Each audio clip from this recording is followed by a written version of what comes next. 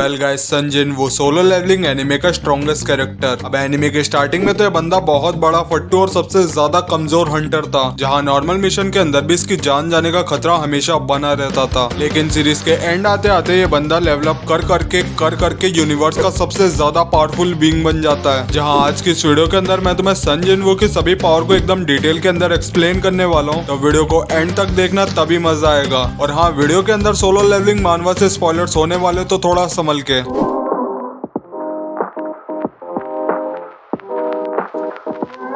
अब गाइस, हमें सन जिनवू की पावर को जानने से पहले उसके सिस्टम के बारे में थोड़ा बहुत समझना होगा। अब गाइस, जैसा कि आपको पता होगा कि कार्डिमम टेम्पल में सन जिनवू की रीअवेकनिंग के बाद में उसे ये सिस्टम मिला था। अब गाइस, जो लोग सिस्टम के बारे में नहीं जानते उन्हें मैं बता दूं कि ये सिस्टम एक गेम के यूआई की जैसे काम करता है, जो कि आर्किटेक्ट के द्वारा डिजाइन करा गया है। और ये सिस्टम जिनवू को एक प्लेयर की तरह मानता है, उसे डेली टास्क देता है, उन टास्क को पूरा करने पर उसे रिवॉर्ड्स मिलते हैं और उसका लेवलअप अप होता जाता है। अब जैसे जैसे जिनवू नए नए अपोनेंट से लड़ता है, उसके एक्सपीरियंस पॉइंट बढ़ते जाते हैं, जिन्हें कि हम एक्सपी कहते हैं। वो बढ़ते जाते हैं और इवेंचुअली जिनवू लेवल अप करता है। अब जैसे जैसे जिनवू लेवल अप करता है तो उसके स्टैक 1 पॉइंट से बढ़ जाते हैं। इसी के साथ जिनवू को 5 पॉइंट मिलते हैं, जिसका यूज वो किसी भी स्टैक को बढ़ाने के लिए कर सकता है। अब गेम की ही तरह अगर जिनवू स्ट्रॉन्ग अपोनेंट से लड़ता है तो उसका एक्सपी तेजी से बढ़ता है। इसी के साथ अगर जिनवू वीक अपोनेंट से लड़ता है तो उसका एक्सपी भी बहुत धीरे धीरे बढ़ेगा, साथ ही वो लेवल अप भी बहुत धीरे धीरे करेगा। इसके अलावा जिनवू को डेली क्वेस्ट कंप्लीट करने होते हैं, जिन्हें कंप्लीट करने के बाद उसे रिवॉर्ड्स मिलते हैं, जैसे कि स्टेटस रिकवरी या फिर कोई स्पेशल गिफ्ट इत्यादि। इसके अलावा अगर जिनवू इन डेली क्वेस्ट को कंप्लीट नहीं करता तो उसे पेनल्टी का सामना भी करना पड़ता है, जहां सिस्टम उसे जायंट मॉन्स्टर के आगे पटक देता है 4 घंटे सरवाइव करने के लिए। अब तुम्हारे भी दिमाग में एक क्वेश्चन आ रहा होगा कि स्टैट पॉइंट आखिर में होते क्या है। अब गाइस, जिस तरीके से गेम के अंदर होता है ना, एजिलिटी, स्टेमिना, एंड्योरेंस, उसी तरीके से यहाँ पर भी है। अब जिनवू के जो स्टैट्स है वो हमें नंबर से रिप्रेजेंट किए जाते हैं, और पता है वो 5 स्टैट कौन से हैं? स्ट्रेंथ, एजिलिटी, प्रिस्क्रिप्शन, इंटेलिजेंस और एंड्योरेंस। और अगर तुम्हें भी ये लगता है कि सिस्टम का सिर्फ इतना ही काम है तो तुम शायद गलत हो, क्योंकि जिनवू सिस्टम के अंदर अपने वेपन को स्टोर कर सकता है, जस्ट लाइक गेम की इन्वेंट्री की तरह। इसी के साथ सिस्टम के अंदर मास्टर प्लेस भी है, जिसकी मदद से जिनवू वेपन्स, आर्मर इत्यादि को खरीद सकता है और इवन उन्हें बेच भी सकता है। इसी के साथ जिनवू हाई लेवल मॉन्स्टर से बात भी कर सकता है, जिसका सीधा सा मतलब है कि उसे मॉन्स्टर लैंग्वेज भी आती है। साथ ही जिनवू की इमेंस स्ट्रेंथ अनदर लेवल पर है, क्योंकि इस बंदे ने पूरे वर्ल्ड के सबसे ज्यादा स्ट्रॉन्गेस्ट हंटर थॉमस आंद्रे को बेयर हैंडेडली हरा दिया था। चलो थॉमस आंद्रे को भी छोड़ो, जिनवू ने केवल 4 पंच के अंदर रैकन को भी खत्म कर दिया था। अरे वही अपना बीस्ट मोनाच। बाकी अगर तुम वीडियो के इस सेक्शन तक पहुंच चुके हो और अगर तुम्हें मेरी वीडियो थोड़ी भी पसंद आती है तो प्लीज चैनल को सब्सक्राइब कर वीडियो को लाइक कर देना, ताकि हमारी एनिमे कम्युनिटी और भी ज्यादा बढ़ सके और भी लोग एनिमे से जुड़ सके। इसी के साथ जिनवू की स्पीड इतनी ज्यादा तेज है कि वो आंथ्रस के अटैक को बड़ी इजीली डॉज कर पा रहा था, जिसके अटैक को कई सारे मोनास देख भी नहीं पाते। इनफैक्ट जिनवू के ऊपर किसी भी तरह का कोई पॉइजन काम नहीं करता। इसी के साथ जिनवू के पार्टी करने के बाद भी कभी उसे हैंगओवर नहीं हो सकता, क्योंकि जिनवू का सिस्टम हर अनहेल्दी चीज को उसके अंदर से डिटॉक्सिफाई कर देता है। इनफैक्ट जिनवू अपने बॉडी पार्ट को रीजनरेट कर सकता है और उन्हें हील भी कर सकता है। इनफैक्ट शैडो मोनाच की पूरी पावर को लेने के बाद जिनवू एज करना भी बंद कर देता है। वेल गाइस, मैं कोई मजाक नहीं कर रहा हूँ। शैडो मोनाच की पूरी पावर को लेने के बाद जिनवू को टाइम टाइम पर अपने अपीयरेंस को चेंज करना पड़ता है, ताकि आसपास वाले लोगों को ये ना लग सके कि जिनवू एज ही नहीं कर रहा। अब कुछ यूनिक पावर्स की बात की जाए तो जिनवू के पास एक स्टेल्थ नाम की पावर है, जिसका इस्तेमाल कर जिनवू किसी भी तरह के एनवायरनमेंट में बिना किसी परेशानी के अपने आप को कैमोफ्लेज कर सकता है। देन आता है ब्लड लिस्ट, जिसकी मदद से जिनवू अपने मैजिक का इस्तेमाल कर